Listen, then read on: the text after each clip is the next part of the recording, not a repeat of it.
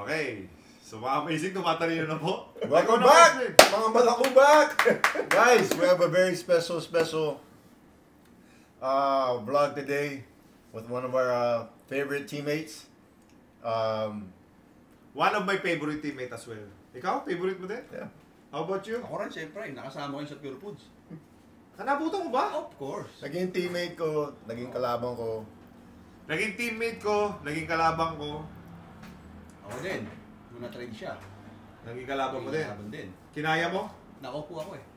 He was one of the youngest, I think he still is the youngest PBA player to ever enter the PBA. That is the fact. What? That's a fact. Akala ko iba yung sinabi mo. So, of course, palakpakan natin ang ating special guest for tonight. Nakita na rin nyo naman yung tawa pa lang. Genuine na. One of the best power forwards ever in the PBA. And the most genuine person. Pag ako may problema, tinatakbuhan ko pa rin hanggang ngayon. Yes, and every time you make kwentuhan with him, you're gonna learn something for sure. Yup. Very inspirational. So, without further ado, okay. pakilala mo na. None other than? I don't know what you're saying. Without further ado. Ano ba yun? None other than the kid, Kirby Raimundo! Good evening. Thanks for having me. Isang karangalan, Yes, sorry na late ako. Isang karangalan na bisita mo kami dito sa headquarters natin. Oo naman. Dati ang tagal na namin ikaw ini-invite dito. Salamat naman, napaunlakan mo kami. Busy lang. Medyo may Bro, daming ano lang tayo. business ginagawa ni Kirby, syempre. Isa lang. Mentor ko. Of Sa'yo ako course, sa nagpapamentor eh. Kala ko Sa ikaw yung business mentor side, eh. sa business side, ako may maraming natututunan sa'yo.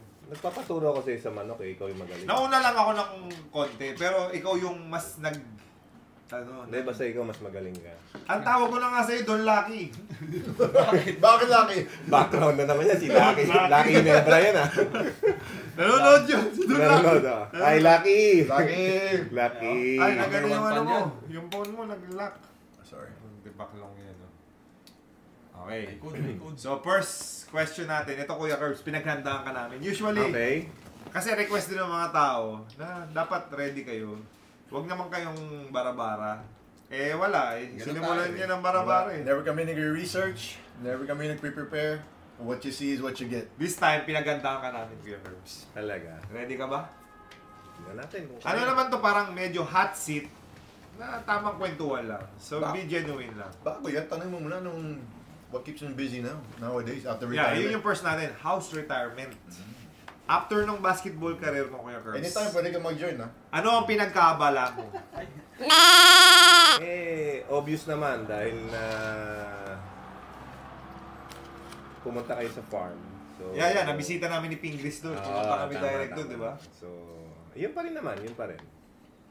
Yun pa rin. Farm pa rin, family, yung dalawang boys natin na nag-aaral na college. How is the farm?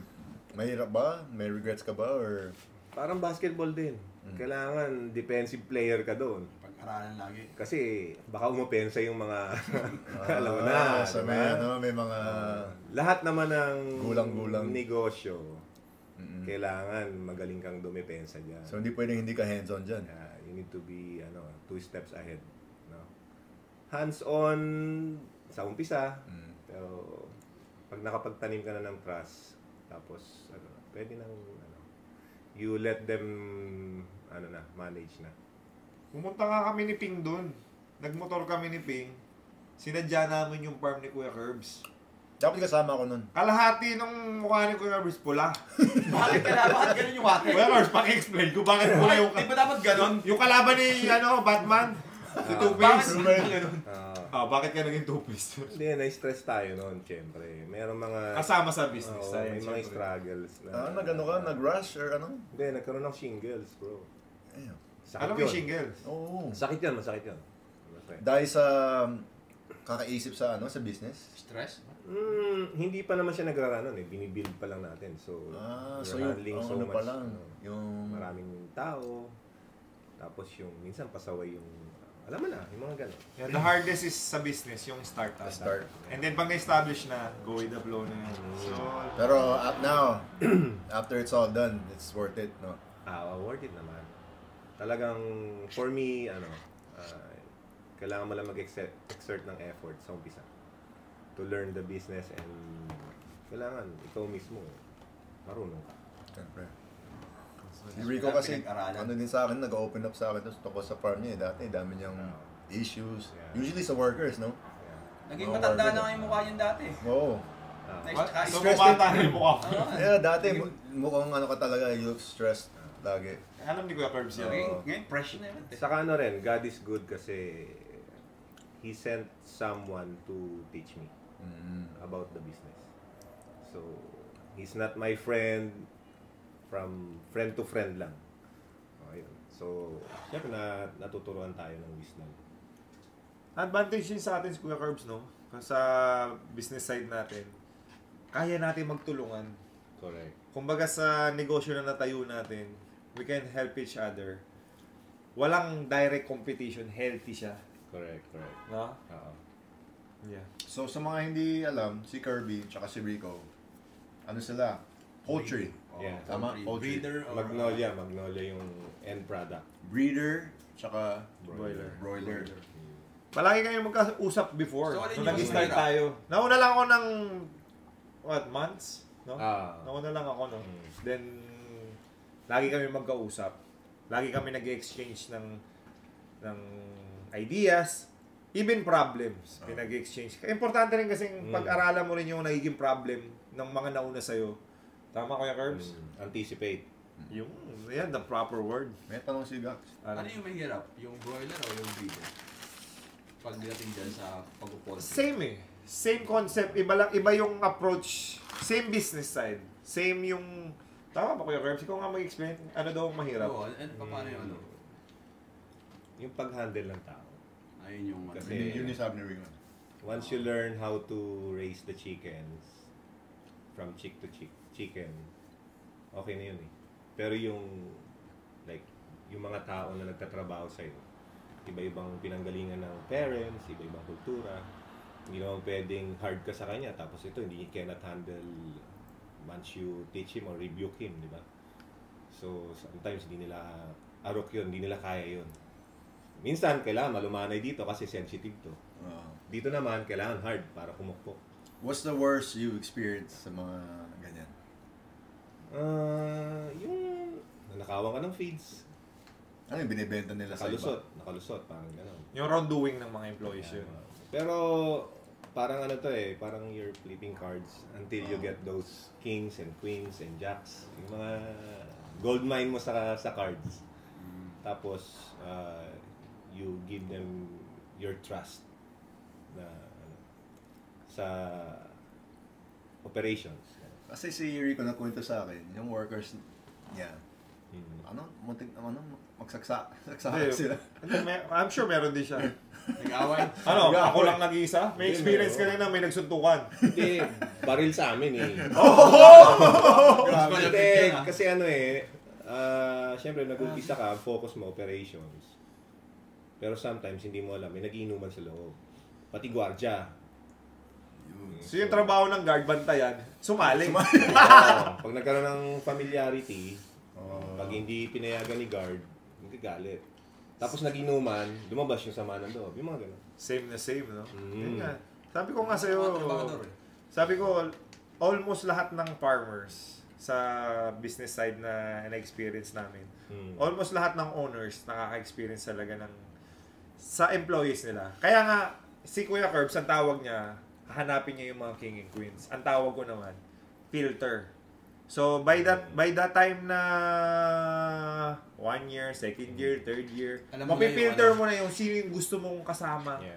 Kaya shoutout sa mga employees ko sa MHR Farm. Na-filter ko na sila. Sila yung gusto kong kasama.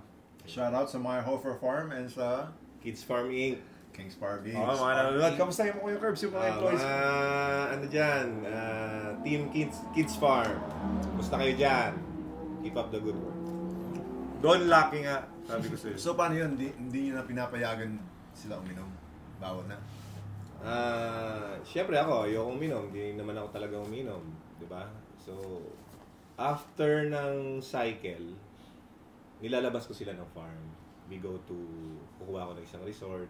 Tapos we do we do banding. Parang gano'n. May time din ako.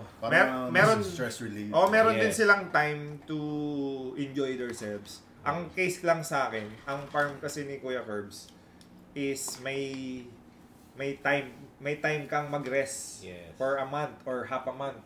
7 cycles lang kami. Oo. Ako, yung cycle ko, diretso 18 months. 5 to 7 cycles. Sa'yo walang pahinga yung mga workers mo? Wala.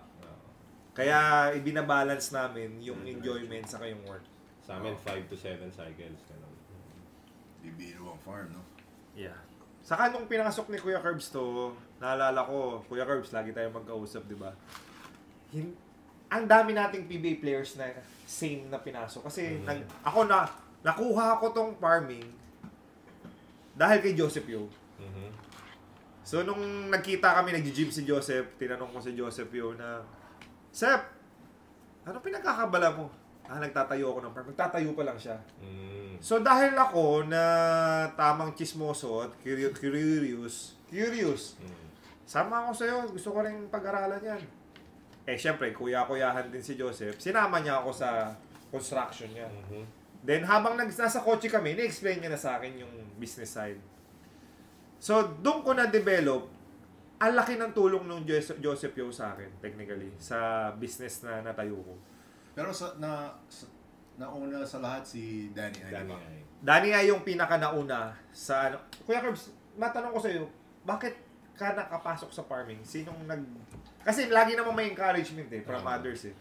So, or na-discover mo to by your own? Hindi. Kay paring Danny. Danny Ay. Danny Ay din. Danny Ay din. Sino mo dati ba? Narinig mo, piggery din. Si Joseph Yo, kay Danny Ay din. Most like, ang rinig ko, ang kwento niya sa akin. So, talagang si Danny Ay, businessman, galing. Ini-help niya rin yung mga kapwa basketball player niya. We appreciate Coach. Shout out, Danny Ay. Thank you, bro. 2007 pa lang, pumunta na ako sa farm niya. Ay, naalam mo na talaga. Nag-aaral na ako, nagtitake notes na ako noon. 2007 Okay. So, naglalaro pa tayo noon. So, saka si Maring rin, he encouraged me to jump in sa broiler. So, after ng basketball? Alam mo kasi bro, ako ito yung naging problema ko. Nung naglalaro ako, wala akong sa business. Focus ko lang talaga is basketball. Dapat nung naglalaro pa lang tayo, katulad ginawa ni Danny Ay, nag-start na tayo ng business nung time na yun. Ang case kasi sa mga basketball player, correct me if I'm wrong kayo, Curbs, ang problems, pag nagbabasketball kasi, syempre, of course, you're focus sa career mo. Focus ka sa practice everyday. Focus ka sa coaches mo. Focus ka sa owners. Focus ka sa governor, sa teammate mo, sa opponent mo. Lahat ng focus andun lang. Very rare sa basketball player ngayon na aalis yung focus papunta sa business. Dahil pag nag-business ka, pag hindi mo hinands-on, kaya Curbs, pakisagot. Hindi, kasi ako naman, okay din yung idea na sinasabi ni JJ. Pero meron kasi kaming manager sa Letran. He's the owner of Toyota Otis. Si Boss Oben. Santos? Shout out. So nag-asa ko sa kanya ng advice. Nung nagsisimula pa lang ako maglaro. Okay. Sabi ko, boss, tama po bang magnegosyo ako habang naglalaro or mag-focus lang ako sa basketball? Sabi niya sa akin, save mo lang lahat kasi parang yan na yung business mo eh. Pag ginalingan mo sa basketball, your contract will madadagdagan yung in-increase yung salary mo, ganon. So parang yan ang business mo ngayon. So you focus on that. That's why you're very good sa career mo, bro, di ba? Kasi you focus on one thing, basketball. So it's okay na it's really good na talaga mag-focus ka lang doon. Ngayon, I took that advice. After na lang ako mag-business. Kasi imagine kung ikaw naglalaro ka, nagbi-business. Tapos wala ka doon, may nangyayaring hindi maganda, maapektuhan yung yung focus mo sa basketball. Tapos pati health mo, sometimes you cannot sleep, because there's a problem. Yeah, you totoo cannot yan. go there. Yeah, that's true. Kasi malayo. Yeah. So, blessing din yun, Jay, na hindi Yeah, pumasok that's- sa isip mo na that's na dapat nag-isip ako ng ng business. Eh, yung other side naman kasi, there's players that don't have a long, lucrative career. Yeah. So, kunyari, let's say you only played 5 years, Mhm. diba?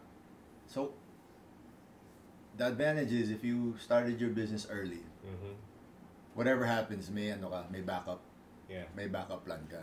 Yun lang nasa mindset ko, pero tama ka eh. It's hard to focus on two. Unless you got someone you can trust May- to run the Siyempre, ikaw business. mag-isa ka lang dito. Yeah. Wala ka rin na. May mga wala players kang ngayon. May mga players na nagbi-business na habang Si Scotty. naglalaro. Scotty Thompson. Scotty. Yeah, Si correct. Scotty. So, Dami may business advantage Scotty. and disadvantages din Yeah. naman. Kailangan, yung kasi kay Scotty, I think his parents are the one running the business. Yeah. So, talagang meron ka, kailangan, ano? you need someone na you can trust. Oo, pagkati wala kang Oo. business mo. And then, as I understand, si napangasawa niya, business-minded din. So, Kuya Curbs, dito, pasok ko to ngayon. Sa'yo ko lang ipapasok to. Okay. Gaano ka-importante sa life mo ang napangasawa mo? Ang paniniwala ko kasi 90% ng kaligayahan mo based on sa mapapangasawa mo. Galing mo. Hindi kasi See? nung time na Parang nabula ka. Kasi swerte ko sa napangasawa ko. okay. My wife, nanonood yan. Mapapa-smile to. Oo nga, nagpa-blush yun. Kaya, nabula ka yun. Hindi, laking factor din sa business ko yung wife ko. Tama. Dahil without her support, without my wife's support, pinapakalaman ko yung pag-pronounce ko eh. Alam mo namang third language ko yung English.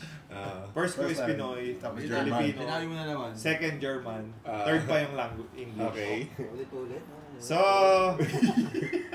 tama? Tama, Si Ma'am Tina nanonood. Oo, Hi to my wife. Thankful ka ba sa kanya? Oo. Alright. Siyempre. Ilan taon na kayong married? Kaya ano? Kirby.